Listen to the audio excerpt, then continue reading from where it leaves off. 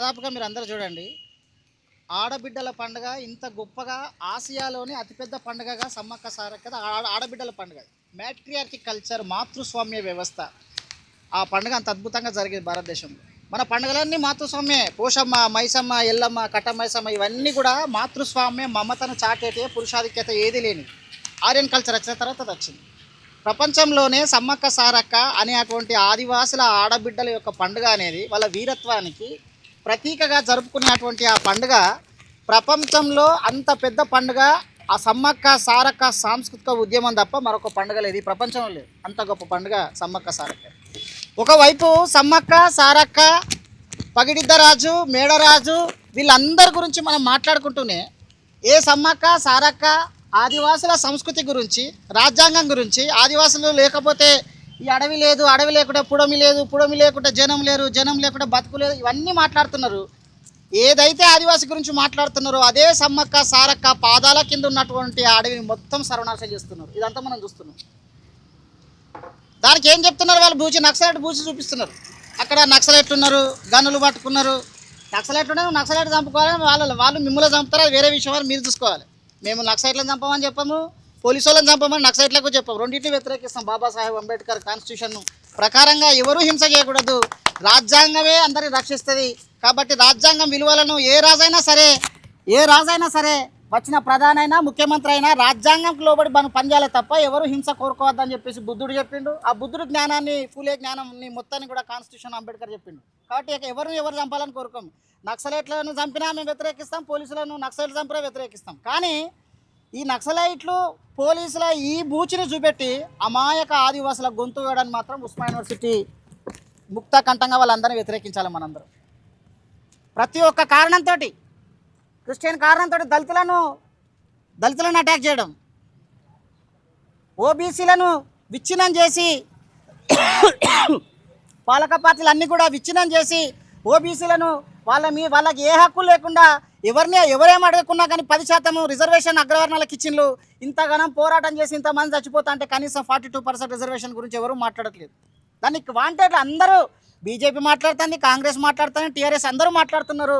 కానీ ఎవరు కూడా బిల్లు పెట్టాలని చెప్పేసి పార్లమెంట్ కాడ ఎవరు ధర్నా చేయట్లేదు. మళ్ళీ ప్రజలు బీసీలే చేయాల్సి వస్తున్నాయి, ఎస్సీలు ఎస్టీలే చేయాల్సి వస్తున్నాయి, ప్రజాస్వామిక శక్తులు మాత్రమే చేయాల్సి వస్తుంది. అట్లా ఈ దేశంలో ఉన్నటువంటి మైనార్టీలకు ఒక రకంగా దాడులు చేయడం, దళిత వామపక్ష బిడ్డలను ఒక దిక్కు అటాక్ చేయడము, నక్సలైట్ పేరుతోటి కొంతమందిని అటాక్ చేయడము, ముఖ్యంగా ఆదివాసీ సంస్కృతిని ఇప్పుడు ధ్వంసం చేయాలంటే దానికి ఒక కొత్త పేర్లు పెడుతున్నారు. వేరే ఏం ఆపరేషన్ సరే ఏం పేర్లు పెట్టినా కానీ ఆదివాసీ అంతమవుతున్నాడు అని అంటే అడవి అంతమవుతుంది, అడవి అంతమైందంటే ఈ పుడమి అంతమవుతుంది అనేది ఉస్మానియా విద్యార్థులుగా మనందరం గ్రహించి, అందుకే దీనికి ఏం పెట్టినాము, సేవ్ కాన్స్టిట్యూషన్ సేవ్ ఆదివాసి అని మిత్రులందరితోటి, తమ్ములందరితోటి, ఉదయ్ కావచ్చు, మూర్తి కావచ్చు, దర్శన్ కావచ్చు, నరసింహ, ఇంకా తమ్ముడు వీళ్ళందరితోటి కూడా మాట్లాడి, పెద్దలు ఇక్కడ ఉన్నటువంటి ప్రొఫెసర్ నాగేశ్వరరావు అన్న ఉన్నాడు, పాపన్నతోటి వీళ్ళందరితోటి మాట్లాడి సమ్మక్క సారక్క సాంస్కృతిక సమరాన్ని కొనసాగిద్దాం, మాతృస్వామ్య మమతను కాపాడుకుందాం, పర్యావరణాన్ని పరిరక్షించుకుందామని ఈ లైన్లు రాసి వీళ్ళందరితోటి మాట్లాడడం జరిగింది.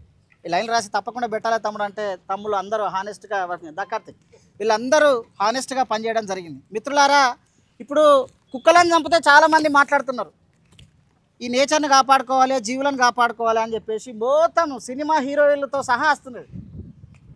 సుప్రీంకోర్టు దాకా పోతున్నారు, దాని మీద కేసులు వేస్తున్నారు.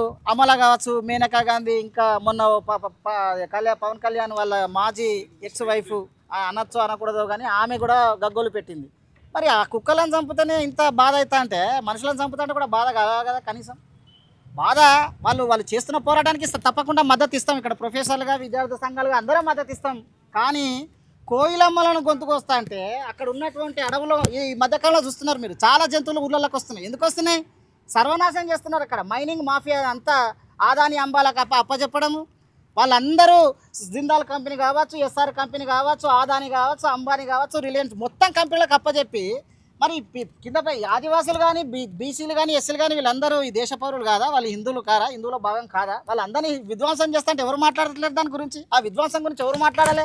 కోయిలమ్మల గొంతుకు వస్తా అంటే అందుకే మొన్న పాట రాసిన, కోయిలమ్మలు గూసే చోట కొండ కోనల దవ్వుతున్నారు, కోయిలమ్మలు గూసే చోట కొండ కోనల దవ్వుతున్నారు, నెమలి తల్లులు ఆడే కాడా, నెమలి తల్లులు ఆడే కాడా నెత్తుటేరులు పారిస్తున్నారు, నెత్తుటేరులు పారిస్తున్నారు, నెత్తుటేరులు పారిస్తున్నారు.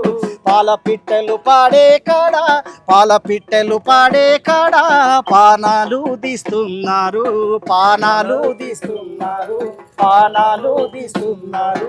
లేలు దుప్పులు దుముకే కాడా, లేలు దుప్పులు దుముకే కాడా మైనింగు మంట పెడుతుండ్రు, మైనింగు మంట పెడుతుండ్రు, మైనింగు మంట పెడుతుండ్రు. పచ్చ పచ్చని అడవులంతా పారేటి సెలయేళ్ళంతా, పచ్చ పచ్చని అడవులంతా పారేటి సేరులంతా. రక్తపు మడుగులయ్యే రాకాసి కబ్జాలయ్యే, రక్తపు మడుగులయ్యే రాకాసి కబ్జాలయ్యే.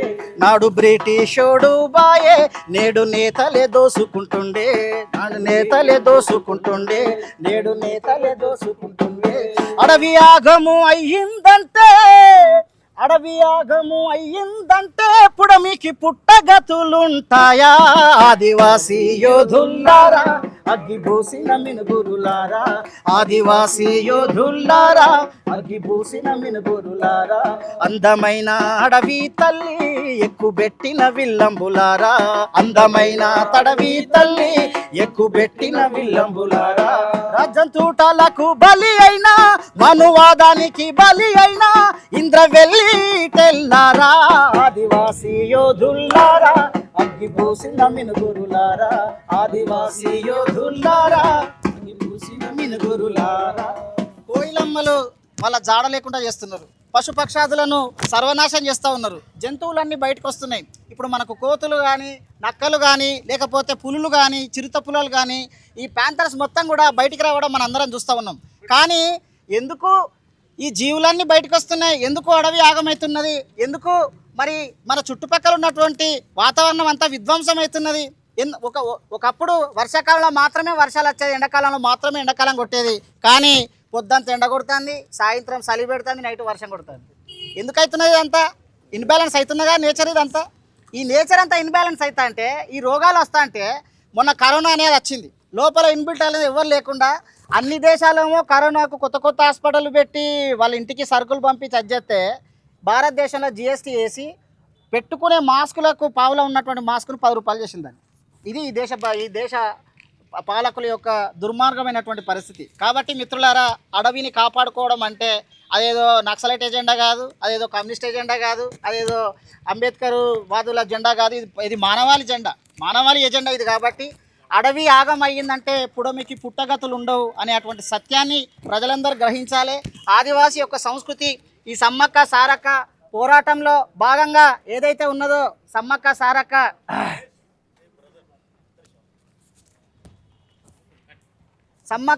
సారక్క యొక్క పోరాటం ఏదైతే ఉన్నదో, ఇది మొదటగా ఉస్మానియా యూనివర్సిటీలో వాళ్ళ వారసత్వాన్ని, సమ్మక్క సారక్క సాంస్కృతిక పోరాటం యొక్క వారసత్వం, ఆ మాతృస్వామి మమతను కాపాడుకోవాలి, పర్యావరణాన్ని పరిరక్షించుకోవాలి అనేటువంటి ఆ నినాదంతో ఈ ఏదైతే ఇక్కడ ఉస్మానియాలో ప్రతి కులానికి ఒక పండుగ ఉన్నది, ప్రతి ఒక్క సందర్భానికి ప్రతి ఒక్క మైనార్టీలకు కూడా, ప్రతి ఒక్కరికి కూడా ఎస్సీ బీసీ పండుగలకు ఒక పండుగలు ఉన్నాయి, అలాగే మైనార్టీలకు ఒక పండుగ ఉన్నాయి. కానీ ఆదివాసులకు ఆసియాలోనే, ప్రపంచంలోనే అతిపెద్ద విమెన్ పండుగ అయినటువంటి సమ్మక్క సారక్కకు ఒక ప్లేస్ అంటూ ఉస్మానియాలో లేదు. కాబట్టి తప్పకుండా ఈరోజు అక్కడ నుంచి వాళ్ళ పునాదిగా సమ్మక్క సారక్క ఆదివాసుల యొక్క సాంస్కృతిక పునాది ఉస్మానియాలో ఉండాలి. తప్పకుండా ప్రతి సంవత్సరం ఆదివాసులు, అది ఇండిజినియస్ డే కావచ్చు, ఆదివాసుల అమరులను తలుచుకునే విధానం కావచ్చు, ఏ అమరులైతే పేద ప్రజల కోసం కొట్లాడినటువంటి బిర్సా ముండా, కొమరం భీము, సమ్మక్క సారక్కలు వీళ్ళు ఎవరైతున్నారో కానుసిద్ధు వరకు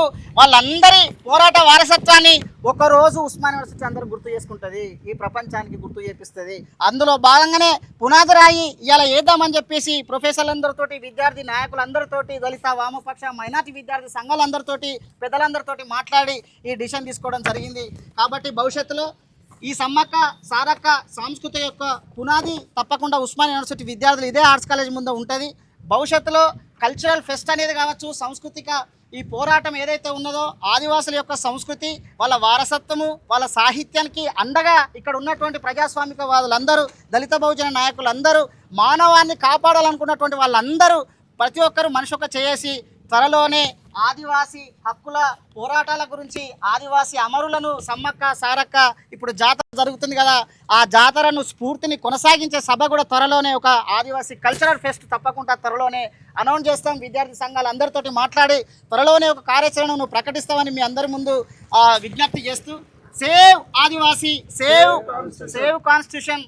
ఏ ఆదివాసినైనా సరే ఎట్టి పరిస్థితుల్లో కూడా ఈగ వాళ్ళని ఇవ్వకుండా కాపాడుకోవాల్సినటువంటి బాధ్యత తల్లి బిడ్డల యొక్క సంబంధం ఎట్లనో అడవికి ఆదివాసికి ఉన్న సంబంధం అట్లాంటిది. కాబట్టి ఏ ఆదివాసిని కూడా ముట్టుకోకుండా ఇక్కడ నగర పౌరులుగా ఉన్నటువంటి మనము విద్యార్థి జీవులుగా, బుద్ధిజీవులుగా, శ్రమజీవులుగా ఉన్నటువంటి వాళ్ళందరూ కూడా ఆదిమ మానవుని వాళ్ళ మీద జరిగేటువంటి హరాస్మెంట్ని, వాళ్ళ మీద జరిగేటువంటి ఒక దుర్మార్గమైనటువంటి దాడిని ఆదాని, అంబానీ, జిందాల్ చేసి మాట్లాడినలో కాకతీయులేమో రాజులైన్లు, కాకతీయులను కొట్టిన వీరనారులేమో దేవతలు చేసింది మనోళ్ళు. ఎంత కుట్ర ఇది!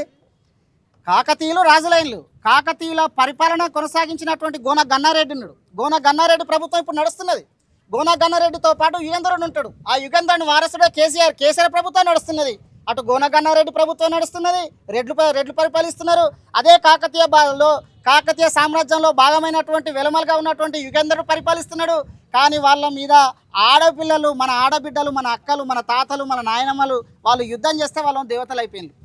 ఏ గోనగన్నారెడ్డి అయితే వాళ్ళ రాజ్యాన్ని స్థాపించిండో, అదే కాకతీయ స్ఫూర్తితోటి ఏ యుగేంద్ర రాజ్యం అయితే కేసీఆర్ స్థాపించిండో, సమ్మక్క సారక్క స్ఫూర్తితోటి ఇదే ఉస్మానియా నుంచి మన రాజ్యం కూడా, ఆదివాసీ రాజ్యం కూడా తప్పకుండా తీసుకురావాల్సినటువంటి బాధ్యత, ఆవశ్యకత, ఆ అవసరము మనందరి మీద ఉన్నదని తెలియజేస్తూ, దానికి పునాదే ఈ రోజు ఉంటుంది. భవిష్యత్తు కార్యాచరణ కూడా త్వరలో ప్రకటిస్తామని తెలియజేస్తూ, సేవ్ ఆదివాసీ, సేవ్ ఆదివాసీ, జై భీమ్.